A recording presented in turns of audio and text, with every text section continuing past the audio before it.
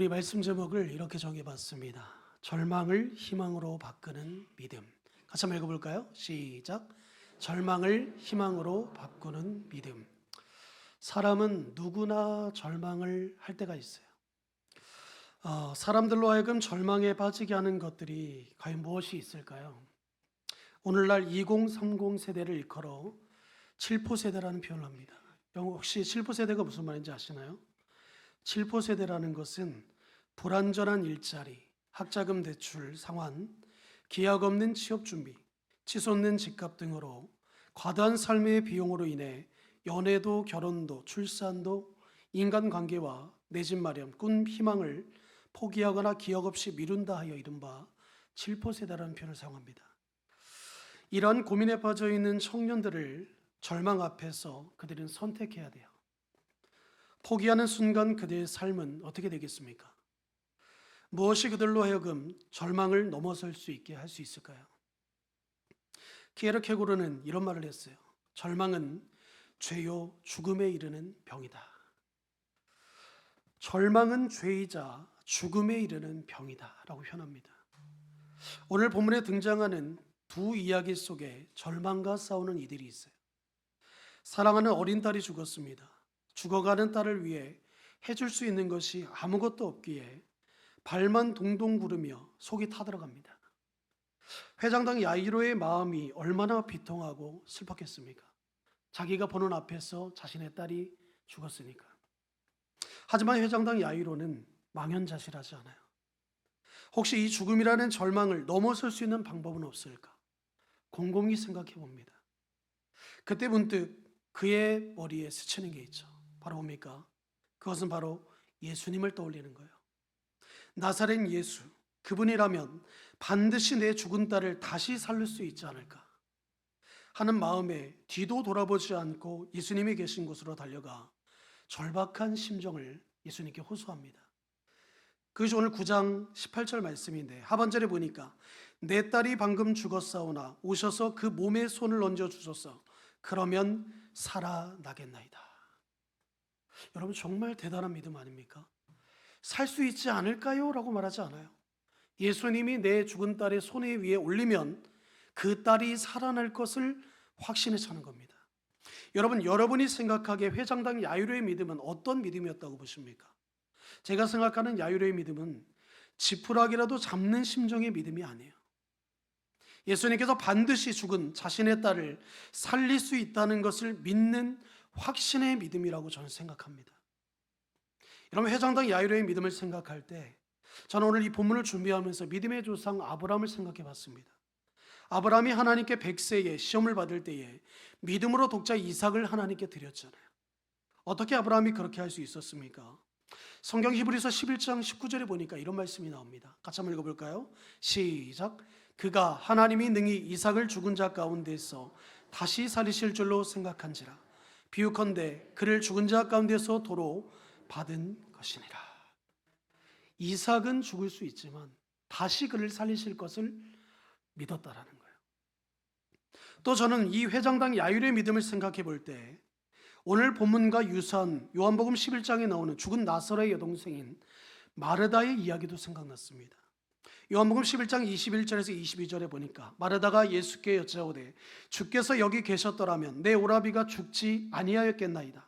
그러나 나는 이제라도 주께서 무엇이든지 하나님께 구하는 것을 하나님이 주실 줄을 아나이다. 그때 예수님께서 다음 구절인 요한복음 11장 23절에 뭐라고 말하냐? 마르다에게 이렇게 말합니다. 내 오라비가 다시 살아나리라. 그 말씀을 들은 마르다는 예수님께 또 이렇게 고백합니다. 우리 24절은 같이 볼까요? 요한복음 11장 24절입니다. 시작. 마르다가 이르되 마지막 날 부활할 때에는 다시 살아날 줄을 내가 아나이다. 그때 주님께서 이 절망의 상황을 반전시켜 버리잖아요. 25절 26절에 보니까 제가 읽어보겠습니다. 예수께서 이르시되 나는 부활이요 생명이니 나를 믿는 자는 죽어도 살겠고 무릇 살아서 나를 믿는 자는 영원히 죽지 아니하리니 이것을 내가 믿느냐. 여러분, 하나님은요 우리의 어떤 대단한 것을 바라는 게 아니라 이 마지막에 그 결론을 내려요. 내가 그것을 믿느냐. 여러분, 우리가 어떤 기도를 할 때 왜 하나님 그것을 때로는 더디게 하실 때도 있긴 합니다. 그러나 왜 우리가 성급하게 그것을 시험에 들고 왜 하나님 이 기도에 응답하시지 않냐고 합니까? 우리의 믿음이 연약하기 때문에 그런 거예요. 하나님을 확신에 찬 믿음으로 하나님을 따르는 것이 아니라 우리의 적당한 경험에서 적당히 하나님 앞에 그것을 믿고 내 경험에 의지해서 이만큼 되면 하나님이 이제 주실 때가 됐는데 왜 안 주시는가? 왜 이 기도를 들어주시지 않는가? 이 정도 기도는 하나님 들어주실 거야. 여러분, 우리 그런 생각을 할 때 그 모든 것들을 다 내려놓고 오늘 하나님께서 이 마르다에게 말하잖아요. 내가 그것을 믿느냐? 그제야 마르다는 자신의 연약한 믿음을 예수님께 고백합니다. 27절 말씀 같이 한번 볼까요? 요한복음 11장 27절입니다. 시작. 이르되 주여 그러하오이다. 주는 그리스도이시요 세상에 오시는 하나님의 아들이신 줄을 내가 믿나이다. 아무나 이 말을 할 수 있는 게 아니잖아요. 오늘 말하다가 뭐라고 말합니까? 주는 그리스도이시요 우리의 구원자이시요 세상에 오시는 하나님의 아들이신 줄을 내가 믿나이다. 그래서 그 말이 동의가 되고 공감이 되는 것이 아니라 그 말을 확신에 차서 믿음으로 고백하는 거예요. 내가 그것을 믿나이다. 사랑하는 성도 여러분에게 우리에게 이런 믿음이 있는지 한번 우리가 고민해 보기 원합니다. 과연 우리는 부활이시요 생명이신 예수님이 우리의 주인이시고 그리스도이시고 세상에 다시 오실 하나님의 아들이심을 믿고 신앙생활을 하고 있느냐 이 말입니다. 우리가 신앙생활이 20년 30년 하는 게 중요한 게 아니에요. 내가 지금 믿는 하나님은 그 부활의 하나님이신가? 매년마다 오는 부활주일마다 우리 드려지는 부활주일 예배, 여러분 그게 우리의 형식이 되어서는 안 돼요. 우리는 죽은 하나님을 믿는 것이 아니라 우리는 부활하신 예수 그리스도 하나님을 믿는 그런 주의 백성이고 자녀이고 그리스도라는 사실을 우리는 잊지 말아야 될 것입니다. 과연 우리는 무릇 살아서 예수님을 믿는 자는 영원히 죽지 아니함을 믿고 있는지 이 시간 내 자신에게 조용히 한번 질문해 보기를 원합니다. 오늘 본문의 회장당 야이로에게는 이런 믿음이 있었어요. 대개 사람들은 대부분 절망하는 순간 마음의 문을 굳게 닫고 그 속에 갇혀버립니다. 자신을 가둬버린다는 거예요. 그러나 회장당 야이로는 달랐습니다. 자기 혼자 먹먹하게 서 있지 않았어요. 회장당 야이로는 절망 안에서 지금 누구를 그 안으로 초대합니까? 예수님을 자기 안으로 초대하는 거예요. 회장당 야이로의 간절한 간구에 예수님께서 회장당 야이로를 따라 그의 집으로 가십니다. 예수님의 반응을 통해 알 수 있는 것은 야이로의 믿음에 감동을 받으셨음을 알 수 있어요. 여러분, 예수님을 감동시키는 믿음은 결코 화려한 것도 대단한 것도 아니에요. 그저 예수님 앞에 나와 무릎 꿇고 절망의 자리로 예수님을 초대하는 거예요. 간청하는 것입니다. 그 믿음을 보여주면 되는 거예요. 그러면 우리 안에 절망의 자리로 예수님이 찾아와 주신다는 겁니다. 왜 내가 모든 것을 다 포기합니까? 내가 할 수 없기 때문에 하나님 앞에 매달리는 거 아니에요? 내가 할 수 있는 일이면요, 물론 우리 그것도 하나님 앞에 매달려야 되지만 우리는 내가 할 수 없기 때문에 하나님 앞에 매달리는 거예요. 내가 그것을 할 수 없기 때문에 하나님이 이것을 해결해 주시지 아니하면 우리는 불가능하기 때문에 하나님께 우리가 그것을 맡기는 거잖아요. 이처럼 우리가 절망을 넘어설 수 있는 유일한 길은 우리 자신에게 집중해 있던 시선이 예수님에게로 향할 때 열리기 시작한다는 사실을 믿으시기 바랍니다. 이것이 회장당 야이로의 믿음이고 오늘날 우리가 가져야 할 믿음이라는 사실을 여러분 믿으셔야 된다는 거예요. 하나님 우리에게 대단한 믿음을 바라는 게 아니에요. 화려한 어떤 믿음을 바라는 게 아닙니다. 그렇게 할 수도 없는 게 우리 아니겠어요? 하나님은 오늘 우리에게 말씀하시는 거예요. 내일도 말씀하실 거예요. 내가 이것을 믿느냐? 우리는 그때 어떻게 합니까? 하나님, 제가 요거는 믿겠는데 저거는 못 믿겠어요. 여러분, 그런 믿음은요, 하나님이 원하시는 믿음이 아니에요. 우리가 가능하기 때문에 믿고 가능하지 않을 것 같으니까 믿지 않는 믿음, 여러분 그건 진짜 믿음이 아닌 겁니다. 예수님께서 지나가는 길목에서 절망 가운데 빠져있던 또 한 명의 여인을 만나 주시잖아요. 그녀는 지난 11년간 혈류증, 오늘날 표현으로 하니까 만성 자궁 출혈병 이렇게 표현하더라고요. 이것을 앓고 있던 여인입니다. 계속 하혈을 쏟으니 얼마나 힘들고 괴로웠겠어요. 하루도 아니고 12년간 그렇게 했다는 거예요. 이 질병을 고쳐보기 위해 숱한 노력을 했지만 그저 가산만 탕진했습니다. 오랜 시간 몸의 불결함으로 사람들과 단절되었고 회장단 예배에도 나갈 수 없었어요. 회당 예배에도. 유대 율법에 따르면 이 질병에 지닌 사람과 접촉하는 사람은 부정한 사람으로 간주했다고 말합니다.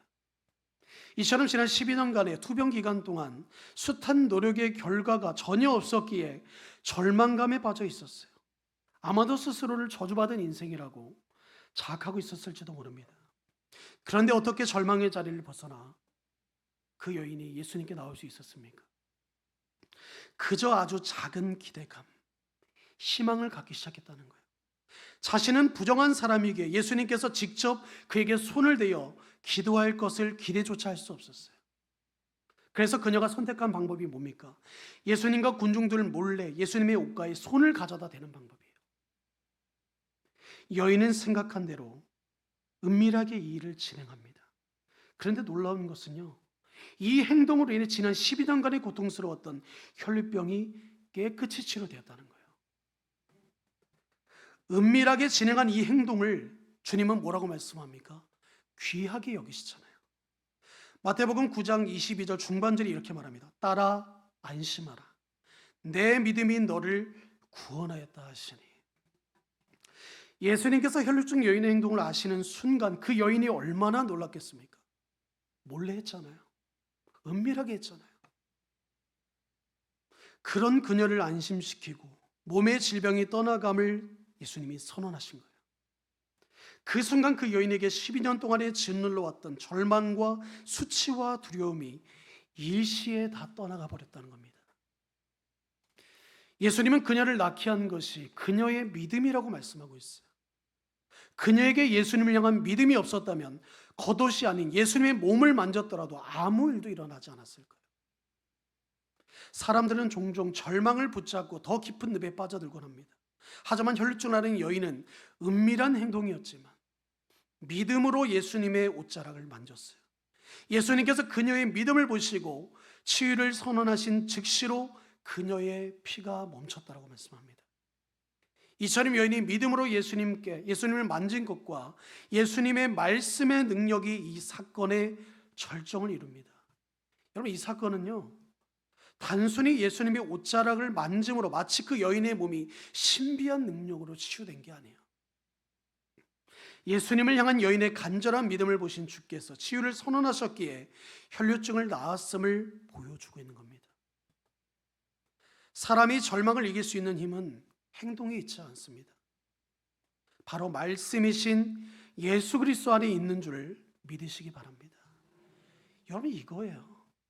하나님의 말씀의 능력인 겁니다. 그래서 우리가 힘들고 어려울 때마다 우리 자신을 향해 복음을 선포해야 되는 거예요. 마귀는 계속 속삭입니다. 야, 너가 그런 인간이니까 너에게 이렇게 어려움이 있는 거야. 넌 쟤보다 못하잖아. 계속 우리에게 절망감을 심어주는 게 마귀 아닙니까? 그때마다 말하는 거예요. 나를 사랑하시는 주님은 나를 천하보다 귀하게 여기시고 그 누구도 나를 정죄하지 못한다고 했어요. 여러분, 왜냐하면 그 속에 우리는 우리를 붙잡아 주시는 하나님의 모습을 볼 수 있기 때문에 그런 거예요. 그래서 우리 안에 자꾸 복음을 선포해야 되는 겁니다. 그런데 예수님은 왜 병을 고쳐주리라 말씀하지 않고 내가 구원하였다라고 하셨을까요? 그것은 육신의 치료뿐만 아니라 영혼의 제사함을 포함한 전인격적인 구원을 받았기 때문에 그런 거예요. 우리가 살펴보지는 않았지만 이와 비슷한 내용이 마태복음 9장 전반부에 나오는 중풍병자에게도 적용됩니다. 예수님께서 말씀하시기를 9장 2절에 보니까, 마태복음 9장 2절에 보니까 하반절에 이렇게 말합니다. 작은 자야 안심하라. 내 제사함을 받았느니라.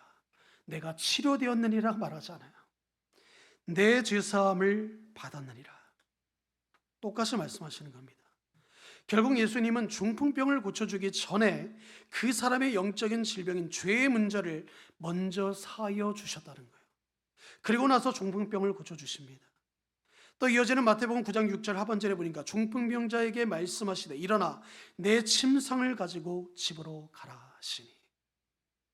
야고보서 5장 16절에는 또 이런 말씀이 나옵니다. 그러므로 너희의 죄를 서로 고백하며 병이 낫기를 위하여 서로 기도하라.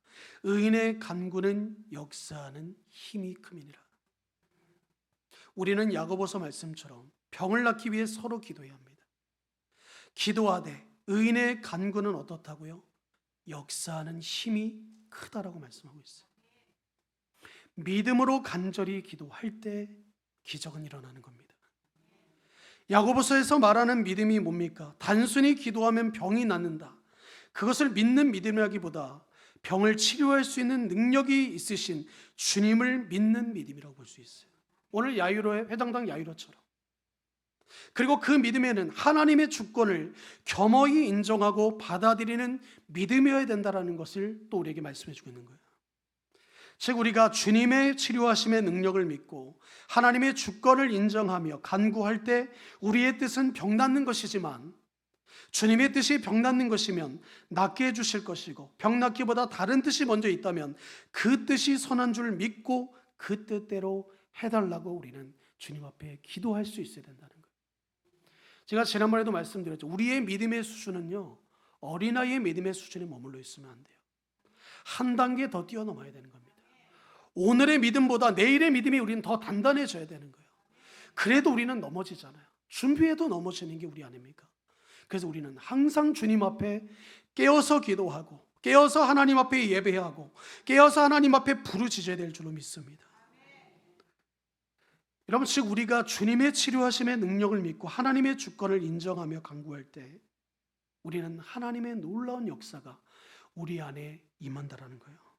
이것이 주님의 능력을 믿음으로 병 낫기를 간구하는 것입니다. 우리의 환경이 개선되었다고 해서요, 절망의 자리를 완전히 벗어나는 것은 아니에요. 다시 어려워질 수도 있고 그로 인해 절망의 자리로 또 다시 나아갈 수도 있어요. 우리의 몸과 영혼이 모두 치료돼야 절망의 자리로, 그 자리에서 우리가 벗어날 수 있는 겁니다. 우리의 병만 낫고 주님을 떠나는 사람들이 얼마나 많은지 아세요? 주님이 치료해 주시면 아이고 감사합니다 하고 오히려 더 잘 나올 줄 알고 생각하는데, 이제 내가 좀 병이 나니까 또 세상으로 가는 거예요. 다시 오늘 본문으로 돌아와서 말씀해 보면 혈루증 여인을 치료하신 후에 예수님이 찾아간 회장당 야이로의 집은 절망 그 자체였습니다. 예수님은 그 절망의 늪에 빠져 허적거리고 있는 사람들을 보셨어요.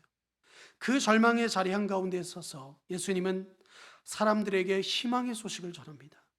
오늘 본문 24절 말씀 같이 한번 읽어볼까요? 시작. 이르시되 물러가라, 이 소녀가 죽은 것이 아니라 잔다 하시니. 여러분, 이 말씀은요, 소녀가 실제로 죽지 않았다는 말이 아니에요.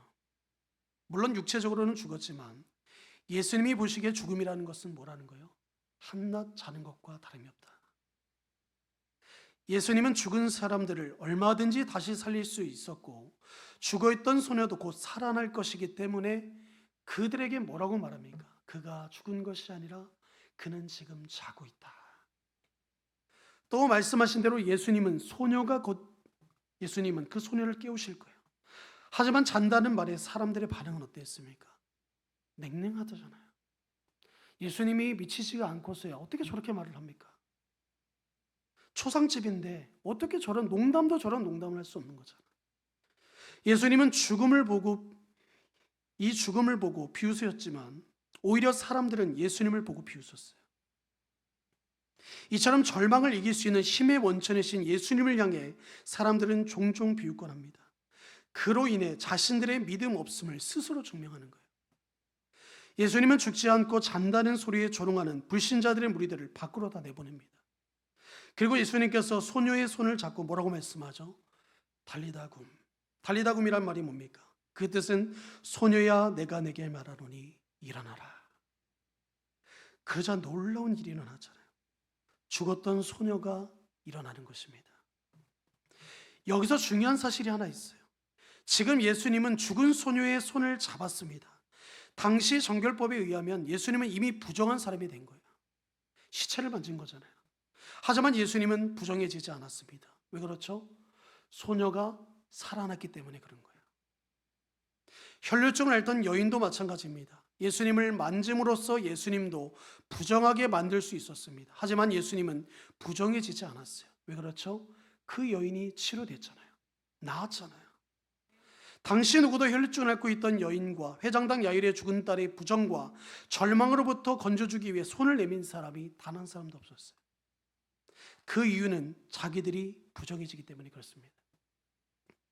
하지만 예수님은 절망과 부정의 자리로부터 그들을 건져주셨고 새로운 삶을 그들에게 허락하셨다는 것을 우리는 볼 수 있어야 됩니다. 지금 여러분을 절망하게 하는 것이 무엇입니까? 작가 헤르만 헤세는 이런 말을 남겼습니다. 신은 우리를 죽기 위해 멸망시키는 것이 아니다. 신은 새로운 삶을 주기 위해 우리에게 절망을 준다. 여러분, 이 말의 의미를 정확하게 알아야 돼요. 우리는 절망이라는 이 단어에 우리의 중심을 두지만 정말 중요한 것은 절망이 목적이 아니라는 거예요. 하나님은 새로운 삶을 주기 위해 우리에게 이 절망을 허락한다는 거예요. 절망이 뭡니까? 내 힘으로 의지할 때 절망할 수 있고 내가 살아온 경험대로 살면 절망할 수밖에 없어요. 왜 그렇죠? 우리는 한계를 만나기 때문에 그런 겁니다. 그러나 우리가 하나님 앞에 나아갈 때는 이 절망을 바꿀 수 있다는 거예요. 우리가 지금까지 바라보고 의지했던 것들을 내려놓고 새로운 것을 바라볼 수 있어야 돼요. 절망이라는 삶에 머물러 있지 않고 회장당 야이로처럼 예수님께로 나아가 간청하시기를 바랍니다. 혈루증 앓던 여인처럼 은근슬쩍 다가와 예수님의 옷깃을 만지듯 여러분의 작은 마음이라도 주님 앞에 보여주기를 원합니다. 그러면 주께서 우리를 향해 이렇게 말씀하실 거예요. 내 아들아, 내 딸아, 안심하라. 내 믿음이 너를 구원하였느니라. 아멘. 메시아를 기다리며 이스라엘 백성들은 오랜 고통의 세월, 절망의 자리를 참아왔습니다. 그런 그들 속에 예수님께서 오셨고 그 가운데 슬픔이 아닌 기쁨을 나눠주셨어요. 절망의 늪에 빠져있던 수많은 이들이 자유함을 누릴 수 있지 않았습니까? 이처럼 예수님께서 함께 하실 때 죽음이라는 절망은 사라지고 생명이 넘치고 그 자리는 어떻게 됩니까? 질병이 떠나가고 놀라운 치유의 역사가 나타나는 것을 말씀하고 있다는 겁니다. 우리가 절망을 넘어설 수 있는 유일한 방법은 뭐라고요? 메시아이신 예수 그리스도와 함께 동행할 때입니다. 우리는 주님 안에서 모든 절망을 넘어설 수 있어요. 그것은 바로 예수님 안에는 생명과 기쁨과 소망과 희망이 있기 때문에 그렇다는 겁니다. 그래서 우리는요, 절망을 희망으로 바꾸는, 소망으로 바꾸는 그 믿음, 그것이 바로 뭡니까? 예수 그리스도 안에 있을 때 가능하다는 거예요. 세상의 절망의 늪이 아닌 예수 그리스도 안에서 기쁨이 넘치는 삶을 살아가시기를 주님의 이름으로 축복합니다. 기도하겠습니다. 하나님 아버지, 감사합니다. 하나님, 우리의 힘으로, 우리의 중심으로, 우리의 살아왔던 경험의 그 틀 안에 갇혀서 살아가면 우리는 늘 절망을 맛볼 수밖에 없지만, 우리가 아버지 하나님, 우리의 기준이 아닌 하나님을 나의 중심의 주인으로 삼고 나의 작은 것부터 큰 것까지도 하나님 앞에 내려놓을 때 그 절망을 희망으로 바꿀 수 있는 믿음의 자리로 나갈 수 있음을 아버지 하나님, 우리가 오늘 이 말씀을 통하여 우리 마음에 새기게 하여 주옵소서. 하나님, 우리는 여전히 주님을 믿고 있지만 여전히 나의 경험과 나의 중심으로 살아가는 우리의 그런 모습들이 우리 안에 너무나 많은 줄 압니다. 그러나 하나님, 주님께서 기다려주시고 인내하시고 나를 향한 주님의 그 계획을 여전히 이루어 가시는 것을 우리가 기억할 때에 이제는 아버지 하나님, 내 힘으로 사는 것보다 하나님 앞에 모든 것을 맡기며 살아가는 우리 모두가 되어질 수 있도록 인도하여 주시옵소서. 우리가 절망을 넘어설 수 있는 유일한 방법은 메시아이신 예수님과 함께 동행할 때임을 우리가 온전히 믿게 하여 주시고 확신한 믿음을 가지고 주님 앞에 나아가는 우리 모두가 될 수 있도록 주님 역사하여 주시옵소서. 오늘도 하나님 주시는 이 말씀을 우리 마음에 새기며 이제는 우리가 절망하기보다 희망으로, 소망으로 살아갈 것을 고백하며 우리가 복음을 선포하며 나가는 우리 모두가 되게 하여 주시옵소서. 오늘도 이 모든 것 가운데 함께 하실 우리 주님을 기대하며 이 모든 것 우리 주 예수 그리스도의 이름으로 간절히 기도하옵나이다. 아멘.